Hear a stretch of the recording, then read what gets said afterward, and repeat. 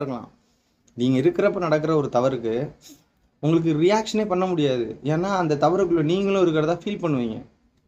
ஐயோ, தெரிஞ்சோ தெரியாமல நமக்கும் இது காரணமா அப்படின்ட்டு. இது ஒண்ணு. 2வது, நான் திரும்பி திரும்பி நிறைய எடுத்துக்காட்டு சொல்ல விரும்பல.